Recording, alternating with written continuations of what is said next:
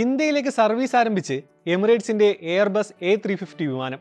Indian republic ദിനത്തിലാണ് എമിറേറ്റ്സിന്റെ A350 വിമാനം ഇന്ത്യയിലേക്ക് സർവീസ് ആരംഭിച്ചത്. ഇതോടെ പ്രവാസികൾക്ക് കൂടുതൽ സൗകര്യപ്രദമായ യാത്ര നടത്താൻ കഴിയും. എമിറേറ്റ്സിന്റെ A350 വിമാനങ്ങൾ സർവീസ് നടത്തുന്ന നഗരങ്ങളുടെ എണ്ണം ഇങ്ങനെ 5 ആയി.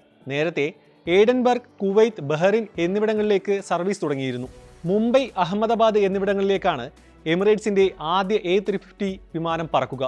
EK502, EK503 വിമാനങ്ങൾ മുംബൈക്കും ദുബൈക്കുമിടയിൽ ആഴ്ചയിൽ എല്ലാ ദിവസവും സർവീസ് നടത്തും. ഉച്ചയ്ക്ക് 1:15 ദുബായിൽ നിന്ന് പുറപ്പെടുന്ന വിമാനം വൈകിട്ട് ഇന്ത്യൻ സമയം 5:50 മുംബൈയിലെത്തും. തിരികെ രാത്രി 7:20 പുറപ്പെടുന്ന വിമാനം രാത്രി 9:05 ദുബായിലെത്തും. നേരത്തെ ഏഡൻബർഗ്, കുവൈത്ത്, ബഹ്റിൻ എന്നിവിടങ്ങളിലേക്ക് സർവീസ് തുടങ്ങിയിരുന്നു. 312 പേർക്ക് യാത്ര ചെയ്യാവുന്ന വിമാനത്തിൽ 32 business class, 21 premium economy, 259 economy സീറ്റുകളാണുള്ളത്. നിലവിൽ എമിറേറ്റ്സിന്റെ A380 വിമാനം മുംബൈ, ബംഗളൂരു സെക്ടറുകളിലേക്ക് ദിവസേന സർവീസ് നടത്തുന്നുണ്ട്. നിലവിൽ നമ്മുടെ വിമാനത്താവളങ്ങളിൽ കണ്ടുവരുന്ന A320 ആവട്ടെ, അല്ലെങ്കിൽ ബോയിങ് 777 പോലെയുള്ള വിമാനങ്ങളിൽ നമുക്ക് 170 മുതൽ 360 വരെ യാത്രക്കാരെയൊക്കെയാണ് കൊണ്ടുപോകാൻ സാധിക്കുന്നത്. അപ്പം നിലവിൽ നമ്മൾ എയിം ചെയ്യാൻ നമുക്ക് ന്യായമായി സാധിക്കുന്നത് 350 പോലെയുള്ള വിമാനങ്ങളാണ് നമ്മൾ ഇനി പ്രതീക്ഷിക്കുന്നത്. ധാരാളം ഓർഡറുകളുള്ള നല്ലൊരു മോഡലാണത്. അത് ഞാൻ മനസ്സിലാക്കുന്ന എമിറേറ്റ്സ് ഒക്കെ 2 കാറ്റഗറിയാണ് അവർ പ്രതീക്ഷിക്കുന്നത്. 298 സീറ്റും പിന്നെ 310 സീറ്റ്, ഇങ്ങനെ 2 കാറ്റഗറി. അപ്പോൾ ഇത്തരം വിമാനങ്ങൾ നമ്മുടെ വിമാനത്താവളങ്ങളിലേക്ക് വന്നാൽ ശരിക്കും നമുക്ക് നമ്പർ ഓഫ് സീറ്റ്സ് കൂടുന്നില്ല, സീറ്റ്സ് കുറയുന്നു എന്നുള്ളതാണ് വാസ്തവം. പക്ഷേ യാത്രാ സൗകര്യങ്ങൾ, അതുപോലെ തന്നെ വിമാനത്തിൻ്റെ ഫ്യൂവൽ എഫിഷ്യൻസി എന്നിവയിൽ പ്രകടമായ വ്യത്യാസമുണ്ട് എന്നുള്ളതാണ് അതിൻ്റെ കൊച്ചി ഉൾപ്പെടെ ഇന്ത്യയിലെ 9 സെക്ടറുകളിലേക്കായി ആഴ്ചയിൽ 167 വിമാന സർവീസുകളാണ് എമിറേറ്റ്സിനുള്ളത്. എയർബസിന്റെ ഈ വിമാനം ആഗോളതലത്തിൽ ഏറ്റവും നൂതനമായ വൈഡ് ബോഡി വിമാനങ്ങളിൽ ഒന്നാണ്. ദീർഘദൂര യാത്രയ്ക്കായി രൂപകൽപ്പന ചെയ്തിരിക്കുന്ന ജെറ്റ് ലൈനറിന് യാത്രക്കാരുടെ യാത്രാനുഭവവും പ്രവർത്തനക്ഷമതയും വർദ്ധിപ്പിക്കുന്ന അത്യാധുനിക സംവിധാനങ്ങളുണ്ട്.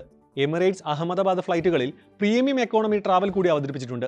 ഈ ഓപ്ഷൻ വാഗ്ദാനം ചെയ്യുന്ന ആദ്യത്തെ ലൊക്കേഷൻ കൂടിയാണിത്. എന്നാൽ ഇത്തരം വലിയ വിമാനങ്ങൾ കേരളത്തിലേക്ക് സർവീസ് നടത്തുന്നില്ല. ഇതിന് പ്രധാനമായ തടസ്സം നമ്മുടെ എയർപോർട്ടുകൾ വലിയ വിമാനങ്ങൾക്ക് ഉതകുന്ന രീതിയിലുള്ളവയല്ല. പ്രധാനമായും റൺവേ അടക്കം ഇത്തരം വിമാനങ്ങൾക്ക് സർവീസ് നടത്താൻ കഴിയുന്ന രീതിയിൽ മാറ്റണമെങ്കിൽ ആവശ്യമായി വരുന്ന ഭീമമായ സാമ്പത്തിക വെല്ലുവിളിയാണ് പ്രധാന തടസ്സം. ഇനി ഈ സാമ്പത്തിക വെല്ലുവിളി മറികടന്ന് ഈ സർവീസുകൾ ആരംഭിച്ചാൽ കേരളം പോലെ ഒരു സംസ്ഥാനത്ത് നിന്ന് ഇതുവഴി ലഭിക്കുന്ന ലാഭം എത്രത്തോളമാകുമെന്ന് മറ്റൊരു തടസ്സം. നിലവിൽ സർവീസ് നടന്ന നഗരങ്ങളിൽ നിന്നെല്ലാം പ്രീമിയം ടിക്കറ്റുകൾ ധാരാളമായി വിറ്റഴിക്കുന്നുണ്ട്. ഇതിനാൽ തന്നെ ഈ റൂട്ടുകളെല്ലാം ലാഭത്തിലുമാണ്. കേരളത്തിൽ നിന്നും ഗൾഫിലേക്ക് ഇനിയും സർവീസുകൾ നടത്തിയാലും യാത്രക്കാരുടെ കുറവുണ്ടാവുകയില്ല. എന്നാൽ ഇന്ത്യയിലെ തദ്ദേശീയ വിമാന കമ്പനികളെ സഹായിക്കാനായി കേന്ദ്ര സർക്കാർ കേരളത്തിൽ നിന്നുമുള്ള ഫോറിൻ എയർലൈൻസിന്റെ ഫ്ലൈയിങ് ഹവേഴ്സ് വർഷങ്ങളായി മാറ്റം വരുത്തിയിട്ടില്ല. ഇത് വിദേശ വിമാന കമ്പനികൾക്ക് വൻ തിരിച്ചടിയാണ്. ഇക്കണോമിക് ക്ലാസ് വരെ ഉൾപ്പെടുത്തിയിട്ടുള്ള വിമാനങ്ങളാണെങ്കിലും ഇതിലെ ടിക്കറ്റ് വില ഉയർന്നതാവും. അതിനാൽ തന്നെ കേരളത്തിൽ സർവീസ് നടത്താനുള്ള രീതിയിൽ നമ്മുടെ എയർപോർട്ടുകൾ വളർന്നാലും ഈ പ്രതിസന്ധി നിലനിൽക്കും.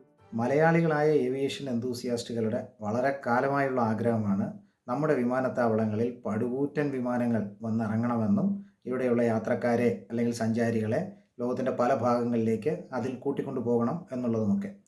എന്നാൽ ഇതിന് ടെക്നിക്കൽ ഇഷ്യൂസ് അല്ലെങ്കിൽ ഡിഫിക്കൽട്ടീസ് ഉള്ളതായിട്ട് നമുക്കറിയാം. നമ്മുടെ റൺവേ, നമ്മുടെ ഇൻഫ്രാസ്ട്രക്ചർ, ഇതിലൊക്കെ നമ്മൾ ഭീമമായ ഇൻവെസ്റ്റ്മെൻറ്റ് നടത്തേണ്ടി വരുന്നു. അതിൻ്റെ റിട്ടേൺസ് എത്രത്തോളം ഉണ്ട് എന്നുള്ളതും നമ്മൾ നോക്കേണ്ടതായിട്ടുണ്ട്. ഇപ്പം നിലവിൽ നമ്മുടെ വിമാനത്താവളങ്ങളിൽ കൂടുതലായിട്ട് നമ്മൾ കാണുന്ന 320 ആവട്ടെ, അല്ലെങ്കിൽ ബോയിങ് 777 പോലെയുള്ള വിമാനങ്ങളാവട്ടെ, ഇവയെല്ലാം ഒരു 170 മുതൽ ഒരു 350 യാത്രക്കാരെ വരെ കൊണ്ടുപോകാൻ പ്രാപ്തിയുള്ളവയാണ്. അപ്പോൾ നമുക്ക് 380 പോലെയുള്ള വമ്പൻ വിമാനങ്ങൾ, ഇവയുടെയൊക്കെ ഡബിൾ കപ്പാസിറ്റിയുള്ള വമ്പൻ വിമാനങ്ങൾ നിലവിൽ ഇന്ത്യയിൽ 4 വിമാനത്താവളങ്ങളിൽ മാത്രമാണ് അവർക്ക് അനുമതിയുള്ളത്. ബോംബെ, ഡൽഹി, ബാംഗ്ലൂർ, ഹൈദരാബാദ് ഒക്കെയാണ് അവർക്ക് അനുമതിയുള്ളത്.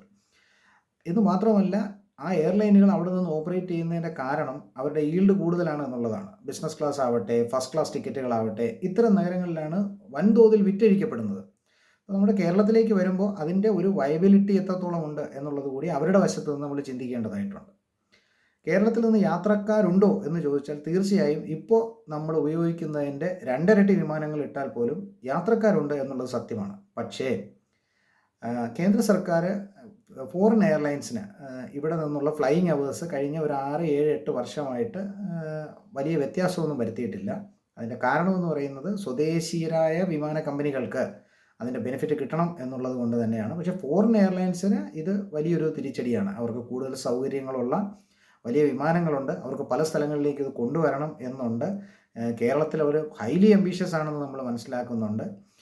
അപ്പോൾ ഇത് നിലവിൽ നമുക്ക് അതിനുള്ള സാഹചര്യം ഇല്ലെങ്കിലും വരുന്ന സമീപ ഭാവിയിൽ തീർച്ചയായിട്ടും വലിയ വിമാനങ്ങൾ നമ്മുടെ കേരളത്തിലേക്ക് വരട്ടെ, നമ്മുടെ യാത്രക്കാർക്കും മികച്ച യാത്രാനുഭവം കിട്ടട്ടെ എന്ന് നമുക്ക് പ്രാർത്ഥിക്കാം.